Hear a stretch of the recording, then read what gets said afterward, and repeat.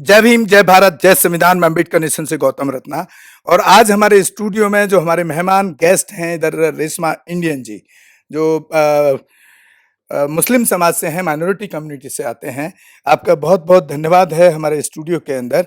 और मेरे इधर राइट साइड में आप देख रहे हैं सैयद हसन साहब, जो एक बहुजन एक्टिविस्ट हैं और बहुजन समाज को जागरूक करने के लिए ये दोनों ही काम कर रहे हैं। और आज हमने जिस मुद्दे पर उनको बुलाया वो एक बहुत बड़ा मुद्दा पूरे विश्व के अंदर एक उबाल के रूप में छाया हुआ है। उस पर उनकी क्या प्रतिक्रिया है, उनसे बात करेंगे। रेशमा जी से बात करेंगे पहले।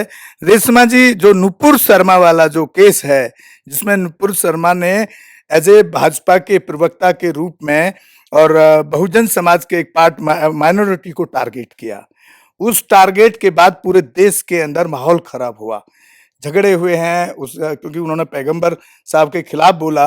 और हमारा संविधान ये आजादी देता है कि हमारे देश के अंदर हर धर्म का सम्मान होना चाहिए।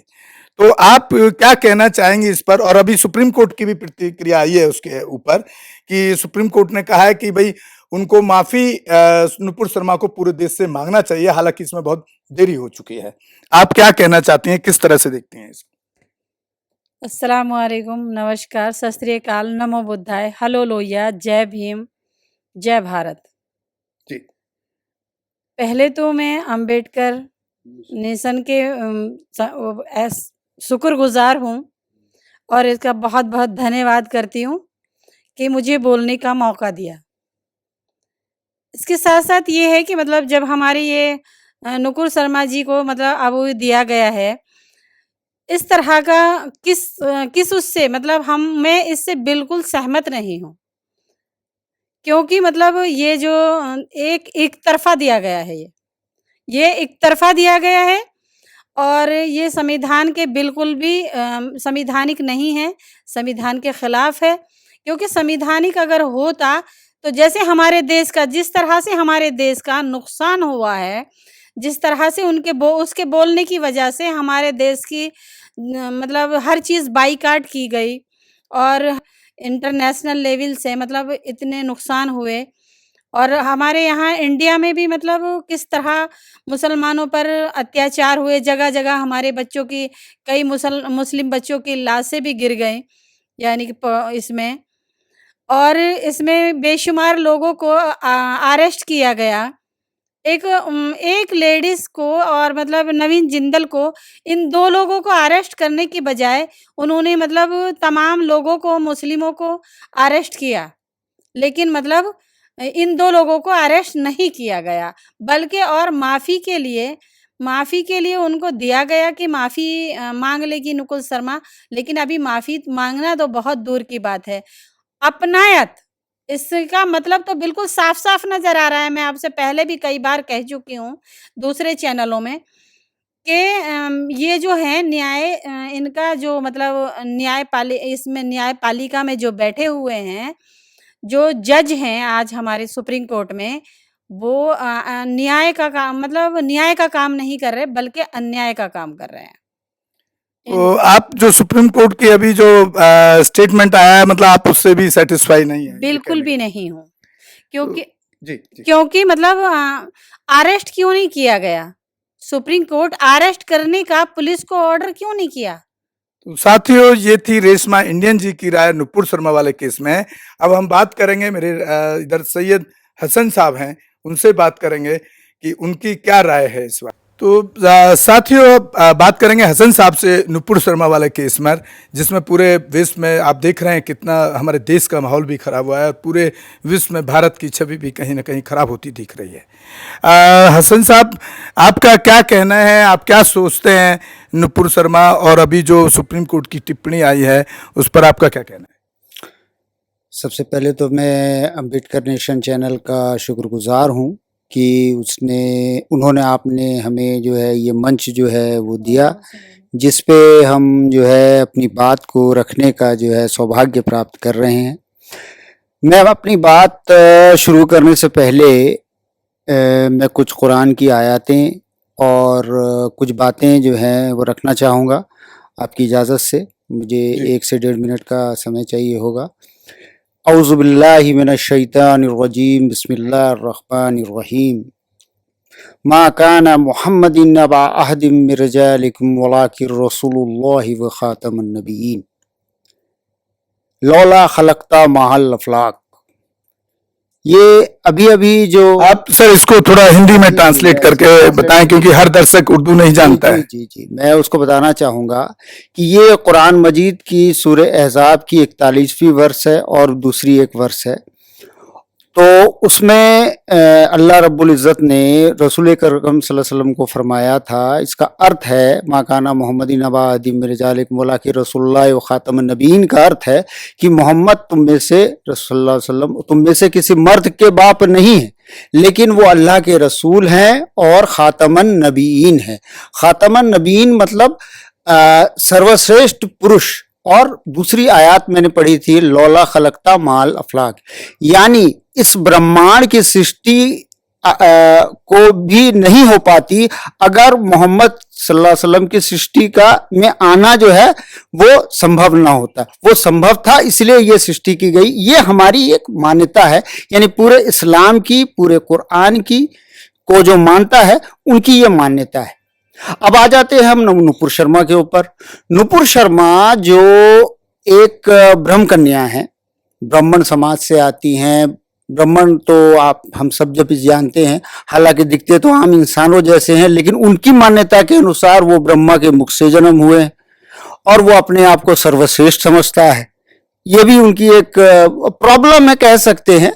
इस वजह से उन्होंने जो है भारत में जो है तलातम बर्पा किया। उसके लिए तो मुख से कैसे पैदा हो सकता है? ये तो साइंटिफिकल कहीं तर्कशील है ही नहीं। जी बिल्कुल ना, मुख से पैदा हो सकता है। तर्कशील तो ब्राह्मणों की कोई भी किताब, कोई भी ग्रंथ, उनका वेद पुराण या जो भी उनके ग्रंथ हैं, रामायण महाभारत जो भी है, वो सब तो काल्पनिक है ना। मैं उनकी मान्यता की बात कर रहा हूँ। मान्यता जो है होती है वो कल्पनाओं पर आधारित होती है। जितनी भी मान्यता होगी कल्पनाओं पर होगी। तो मैं ये कह रहा था कि कल्पना पर ही पूरी आधारित है ये जो ब्राह्मण धर्म है या ब्राह्मणवाद है। इस पर जो है कल्पनाओं पर ही आधारित है। उस पर सबसे पहले जो है किसी ने हथौड़ा चलाने का या उस विचार को चैलेंज करने का काम किया है, वो है तथागत गौतम बुद्ध। और बुद्ध को भी इन्होंने नहीं छोड़ा। उनकी भी जो है पूरी तरह से पूरे बुद्धिज्म को खत्म कर दिया है भारत से। को खत्म किया था पुष्पमित्र शुंग ने। जो एक्चुअली में जो राम है, ये केदारनाथ पांडे जी अपनी किताब वोल्गास टू गंगा में इस बात को पूरी तरह से मेंशन कर चुके हैं। और अब हम आ जाते हैं, चूंकि मामला लंबा हो जाएगा, फिर हम देखेंगे कि उसके बाद जो है कैसे संत गाड़गे को मारा गया, संत गाड़गे को तो ये किया गया। उसके बाद संत कबीर को किस तरह से खत्म किया गया, कैसे संत रविदास जी को खत्म किया गया। जैसे जो भारत में बहुजन महापुरुष हैं, सबकी विचारधारा को खत्म। भारतीय महापुरुष, मैं यहाँ आपकी बात से थोड़ा सा डिसएग्री करूंगा कि ये हम बार बार उन्हें हम बहुजन क्यों कह देते हैं, भारतीय महापुरुष क्यों नहीं कहते उन्हें हम भारतीय बहुजन? मतलब तो एक कैटेगरी हो गया ना। हाँ। वो कैटेगरी के नहीं थे, तथागत बुद्ध कैटेगरी के नहीं थे। बाबा साहब अम्बेडकर ने भी संविधान लिखा तो किसी एक कैटेगरी के लिए नहीं, पूरे देश के लिए। उसको अब कैटेगरी, दलितों का नेता थोड़ी है वो इंटरनेशनल नेता है। मतलब वो समाज के लिए समर्पित है। वो धन कमाने के लिए नहीं आया, कोई शोहरत कमाने के लिए नहीं आया, कि वो कोई इलेक्शन जीतने के लिए वो नहीं आया था। वो आया था समाज की सेवा करने के लिए। उनको उससे कोई मतलब नहीं था। दरअसल ये ऐसे ही लोगों को कुरान में नबी कहा गया है। नबी कहते हैं खबर देने वाला और समाज की सेवा करने वाला। तथागत गौतम बुद्ध भी एक नबी ही हैं, जिन्होंने वेद के तथाकथित ईश्वर जो कि मार काट जो करता है या हवन कीर्तन के नाम पर गाय की बलि और ये वो हेन तेन यजुर्वेद और ये ऋग्वेद को आप पढ़ने से हमें पता लगता भी है। तो ये वही काम कर रहे थे, तो उसको इन्होंने आकर रोका क्या? लोगों को कहा कि भाई प्रकृति का नुकसान मत करो, ये मत करो, वो मत करो। अहिंसा का जो है, सर आप नुपुर शर्मा वाले। हाँ, मैं आ रहा हूँ उस पर। तो मैं ये कह रहा था कि जो हमारी नुपुर शर्मा जी ने कमेंट किया है, मैं तो सबसे पहले बीइंग ए मुस्लिम क्रिटिक्स मैं उनका जो है शुक्रिया भी अदा करूंगा। कम से कम इसी बहाने हमारी मुस्लिम कम्युनिटी को वो जगाने का काम कर गई। ये एक सबसे बड़ा पॉजिटिव पॉइंट हुआ। हालांकि 2014 के बाद मुसलमानों में जागृति आई थी, लेकिन जो है उसको ये दबदब के थी, एक जगह यानी संगठित होने का मौका नहीं मिल रहा था। नुपुर शर्मा ने ये काम अच्छा किया कि मुसलमानों को जगाया, लेकिन अफसोस की बात तो ये है कि मुसलमान जागने के बजाय फिर वही 1920-30 के दौर में, जिस दौर में जो है सेपरेट इलेक्टोरेट की बात चली थी, जिस दौर में सबको अलग अलग सेपरेट इलेक्टोरेट दिया जा रहा था, उस वक्त भी मुसलमान जो थे गांधी जी के साथ गए। उस दौर में भी बिल्कुल ऐसी ये घटना हरकत हुई। तो ये 1920-30 की बात चल रही थी, तो मैं ये कह रहा था कि उस दौर में ये काम हुआ, तो वहां भी मुसलमानों ने जो है गांधी जी का साथ दिया, नेहरू जी का साथ दिया। वो एक प्लेटफॉर्म पर या संगठित होकर नहीं आ पाए, जिस कारण से ये ब्राह्मणों ने, कांग्रेस ने और दूसरे लोगों ने तथाकथित आजादी के आंदोलन को तेज किया।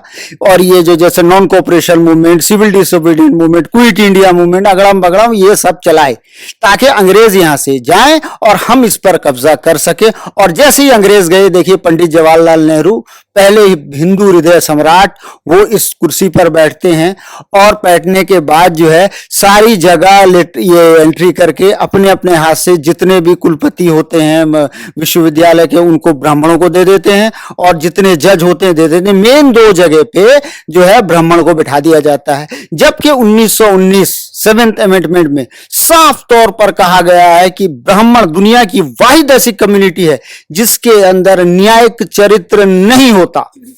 जब उनके अंदर न्यायिक चरित्र नहीं होता, तो आप उन्हें जुडिशियल जैसी या कोई भी पदाधिकारी जैसी इस पर कैसे ला सकते हैं? अगर लाएंगे तो यही नतीजा होगा।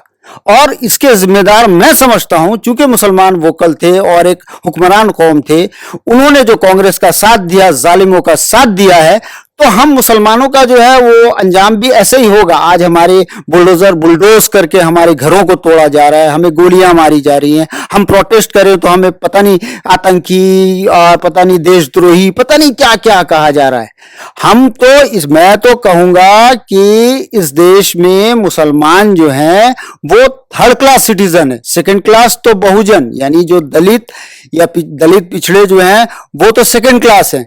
वो बेचारे संविधान को पकड़ के बैठे हुए हैं। कम से कम जो भी होता है संविधान लेके आ जाते हैं, भाई संविधान में कुछ हिस्सा उनको मिल जाता है, कुछ नहीं मिलता। वरना संविधान तो केवल मैं इतना कहूंगा कि संविधान केवल जो है संविधानिक सभा में सुरक्षित है, लागू नहीं है। आर्टिकल 340 लागू नहीं, आर्टिकल 341 लागू नहीं, आर्टिकल 342 लागू नहीं, आर्टिकल 15 लागू नहीं, आर्टिकल 40 लागू नहीं, कोई चीज तो लागू ही नहीं।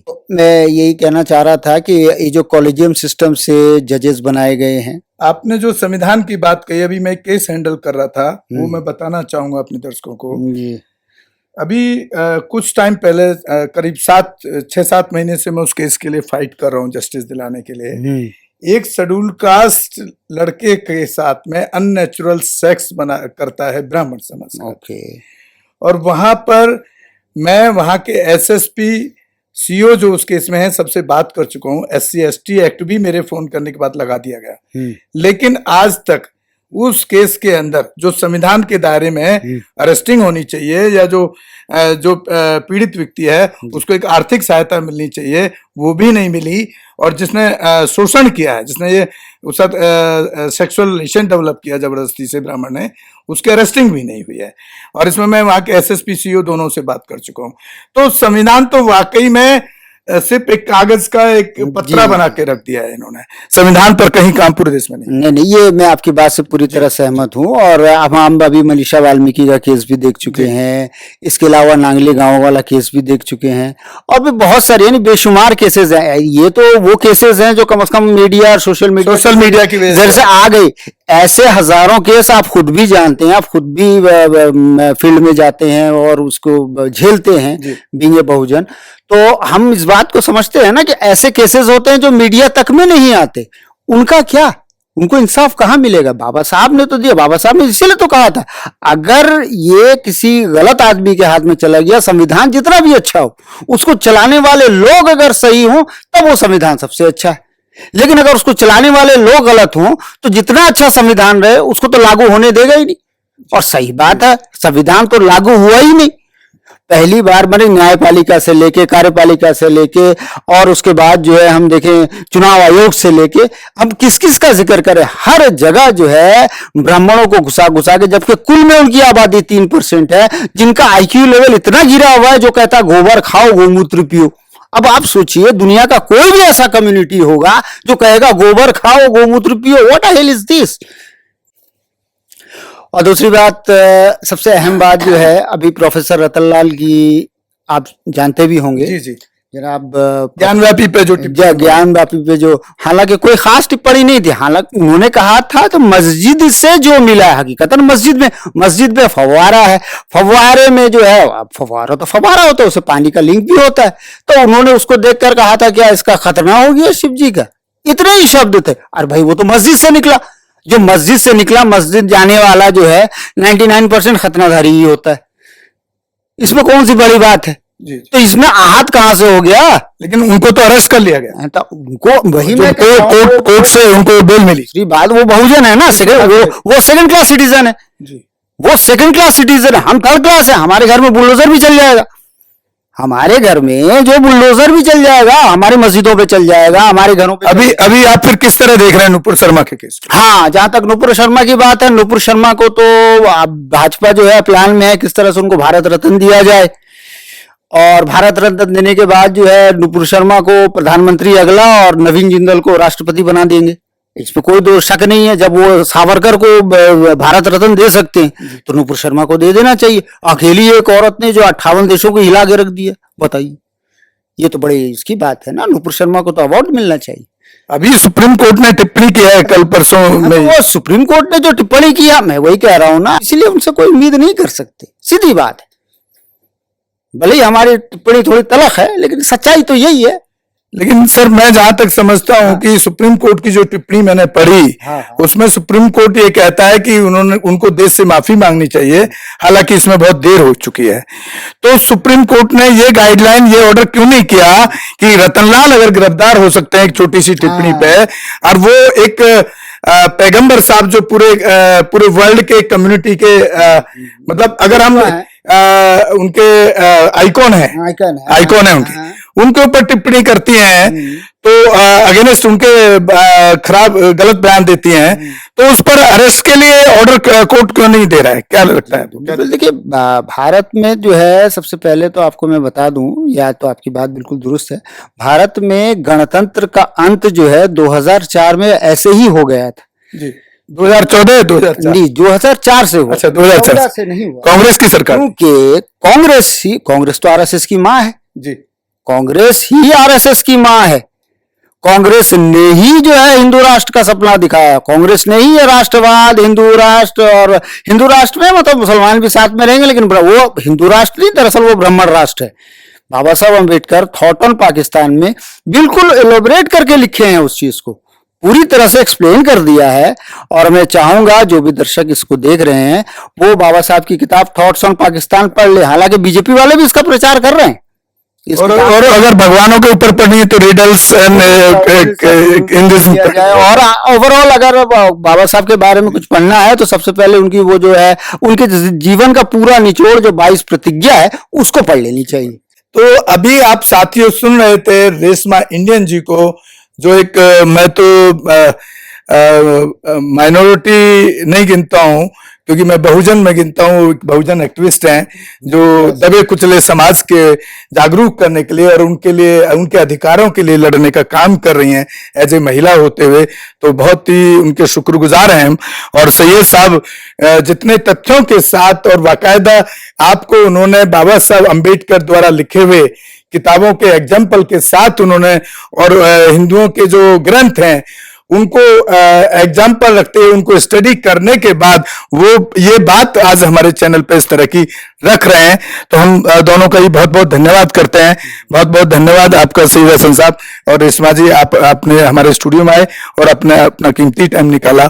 उम्मीद है कि हमारे चैनल और दर्शक जो हैं, खासतौर से देश के पूरे जो दर्शक हमारे चैनल को देख रहे हैं वो इससे एक सीख लेंगे और इस तरह की जो घृणा का माहौल पैदा किया जा रहा है खास तौर से एक विशेष पार्टी के द्वारा या एक विशेष संगठन के द्वारा और कुछ विशेष जाति और कम्युनिटी को टारगेट किया जा रहा है, जिनका शोषण पूरे देश में 2014 के बाद मैं कहूंगा बहुत ज्यादा बढ़ चुका है, ये बंद होना चाहिए।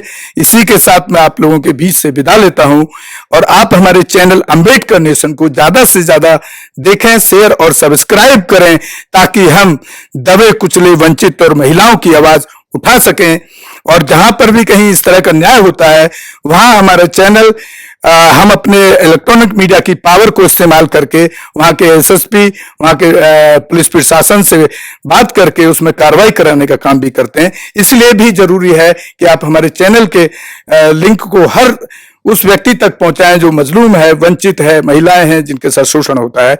जय भीम, जय संविधान, जय भारत, नमो बुद्धाय। अंबेडकर नेशन से गौतम रत्ना। रोको मत, हमें टोको मत, हमें आगे बढ़ते जाना है। जय भीम का नारा लगाना है, जय भीम का नारा लगाना है। जय भीम, जय भीम। अंबेडकर नेशन चैनल आर्थिक समस्या से गुजर रहा है। अगर आप बहुजन समाज में बाबा साहेब अंबेडकर और तथागत बुद्ध की विचारधारा को अधिक से अधिक लोगों तक पहुंचाना चाहते हैं तो हमें आर्थिक सहयोग प्रदान करें ताकि हम अपने चैनल के माध्यम से देश विदेश में समता, बंधुता, एकता और संवैधानिक अधिकारों को ज्यादा से ज्यादा लोगों तक पहुंचा सकें।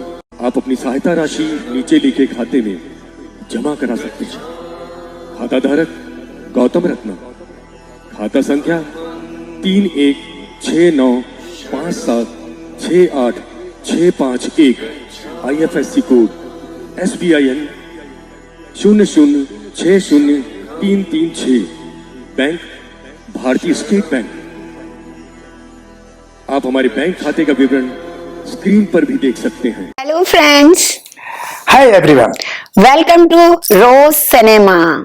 रोज सिनेमा पे आपका स्वागत है, जहां आपको देखने को मिलेगा hosting, action, comedy, suspense, sting, untold story. हमारे चैनल रोज सिनेमा को लाइक, शेयर एंड सब्सक्राइब करना मत भूलिएगा। भूलिएगा।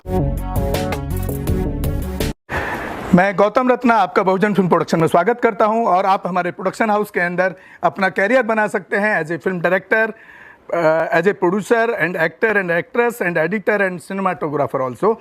और अगर आपको फिल्म से रिलेटेड कुछ भी प्रोजेक्ट आपको बनवाना है तो हमारे पास में पूरा सेटअप है जिसमें फिल्म कैमरा है, शूटिंग लाइट्स है और एडिटिंग है। सारा A to Z एक ही जगह पर आपको हमारे यहाँ पर मिल जाएगा। तो दोस्तों आप हमें कांटेक्ट कर सकते हैं हमारे नंबर्स पर 9810085714 और 8510005714। हमारे वेबसाइट पे विजिट कर सकते हैं www.filmserviceindia.com और हमें मेल भी कर सकते हैं gautamfilmsproduction@gmail.com पर। धन्यवाद।